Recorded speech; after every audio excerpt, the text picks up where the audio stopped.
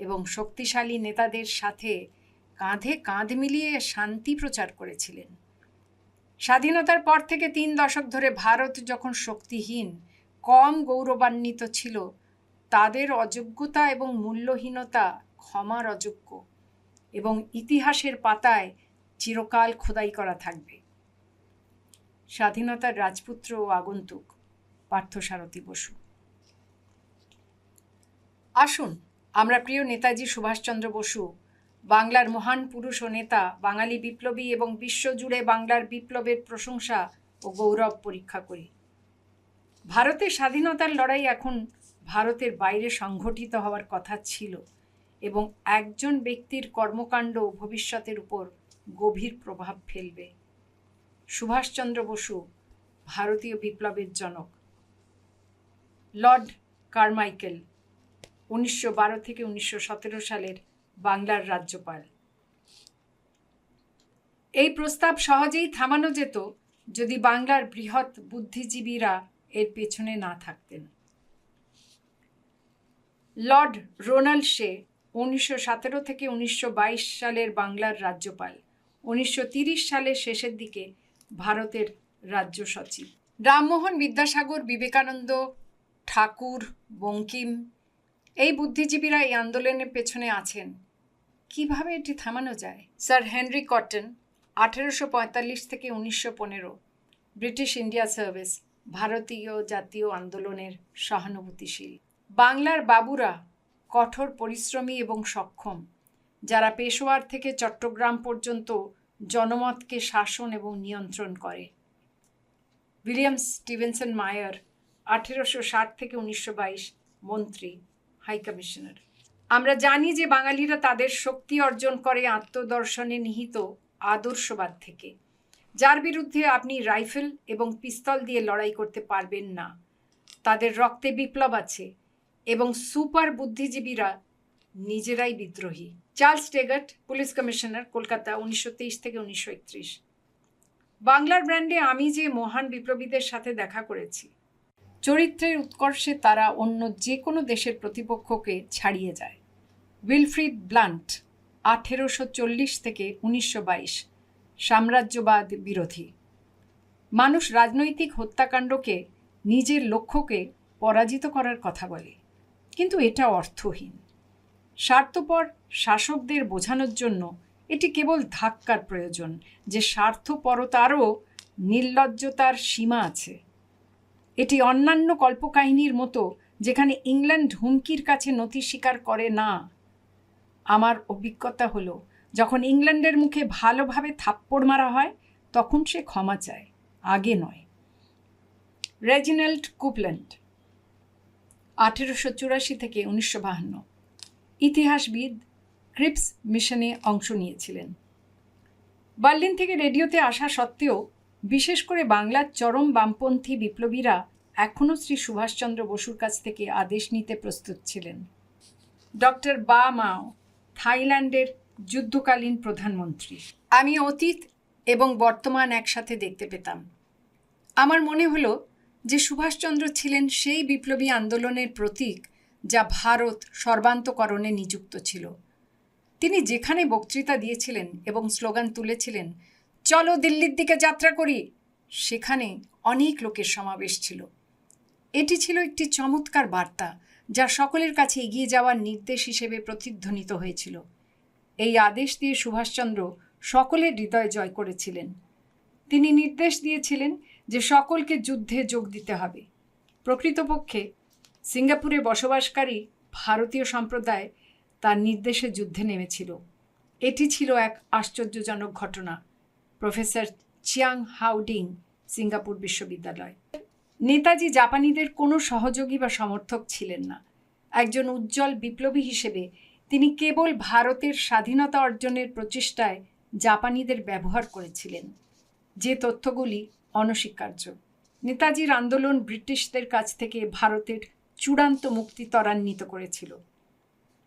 ভারতের মুক্তি মালয় এবং সিঙ্গাপুর সহ অন্যান্য এশীয় জাতির স্বাধীনতার পথ প্রশস্ত করেছিল।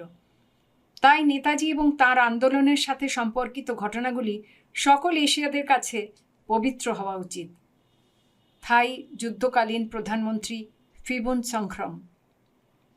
আমি কেবলমাত্র একজন মানুষকে পেয়েছি যিনি ভগবান বুদ্ধের পাশে বসার যোগ্য। তার নাম নেতাজি সুভাষচন্দ্র বসু। হিউ টুয়ে, ব্রিটিশ ভাষ্যকার। অধিকাংশের কাছেই এই মানুষটির ব্যক্তিত্ব ছিল অপ্রতিরোধ্য, উৎসাহ ও অনুপ্রেরণার এক প্রতিভা। মানুষ দেখতে পেল যে যখন তারা তার সাথে ছিল তখন কেবল কারণই গুরুত্বপূর্ণ ছিল। তারা কেবল তার চোখ দিয়েই দেখেছিল। যদিও তিনি যে চিন্তাভাবনা দিয়েছিলেন তা তাকে কিছুই অস্বীকার করতে পারেনি। ভারতীয় ইতিহাসে তার স্থান অস্বীকার করা যায় না। তিনি দেশকে অনেক কিছু দিয়েছেন। মাইকেল এডওয়ার্ডস, ব্রিটিশ ভাষ্যকার।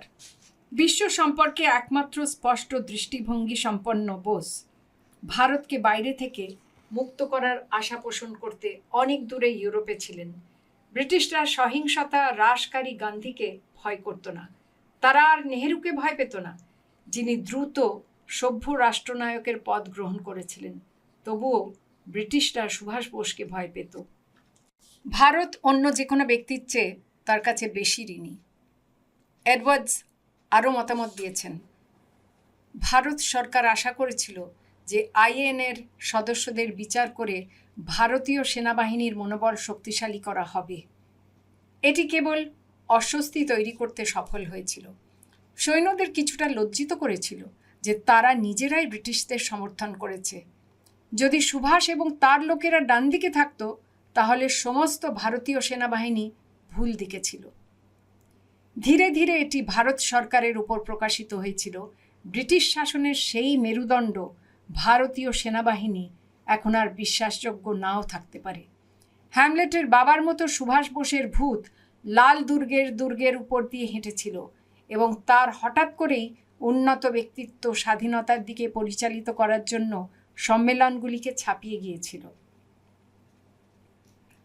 আলেকজান্ডার ওয়ার্থ, জার্মানি, সাংবাদিক, যুদ্ধ সংবাদদাতা। এমন একদিন আসবে যখন নেতাজিকে ইটালিতে গ্যারিবল্ডি হিসেবে ঘোষণা করা হবে, যিনি অস্ট্রিয়ার বিরুদ্ধে তার দেশের স্বাধীনতার জন্য লড়াই করেছিলেন। তাকে মহান সান ইয়াতসেন হিসেবে স্মরণ করা হবে, যিনি জাপান এবং তার রাজ পরিবারের নীচতা থেকে চীনকে মুক্ত করতে সক্ষম হয়েছিলেন। তাকে ডি ভ্যালেরার সমতুল্য বিবেচনা করা হবে, যিনি আয়ারল্যান্ডকে ব্রিটিশদের হাত থেকে মুক্ত করার চেষ্টা করেছিলেন। চেক প্রজাতন্ত্রের মাসারিকের সাথে, যিনি তার দেশের স্বাধীনতার জন্য ব্রিটিশদের সাথে লড়াই করেছিলেন। শরৎচন্দ্র চট্টোপাধ্যায়, বাঙালি ঔপন্যাসিক। তুমি আমাদের মতো সহজ সরল লোক নও।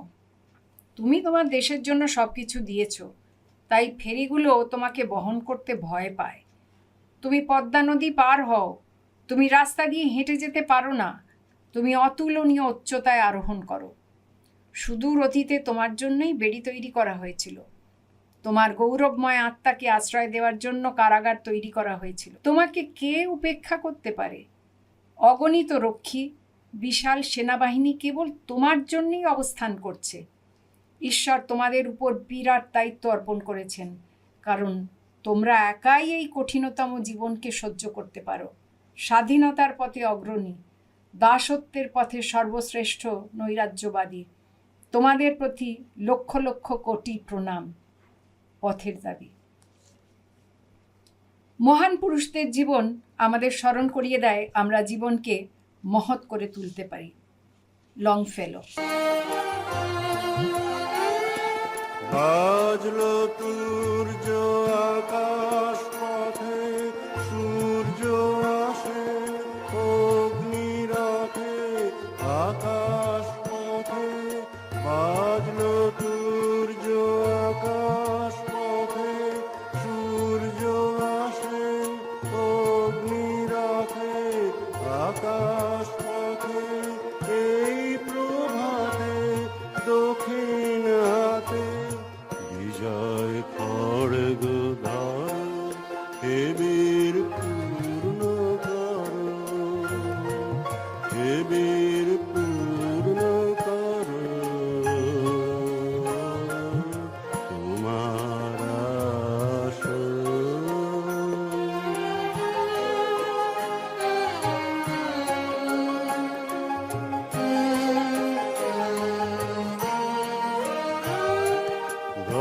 ধর্ম তোমার সহায়, তোমার সহায় বিশ্ববাণী, অমর বীর্য সহায় তোমার সহায় বজ্রপাণি, দুর্গম পথ সগৌরবে তোমার চরণ চিহ্ন রবে, সগৌরবে দুর্গম পথ সগৌরবে তোমার চরণ চিহ্ন রবে, সগৌরবে চিত্তে অভয় বর্ম তোমার, দুঃখে তাই পর খেবে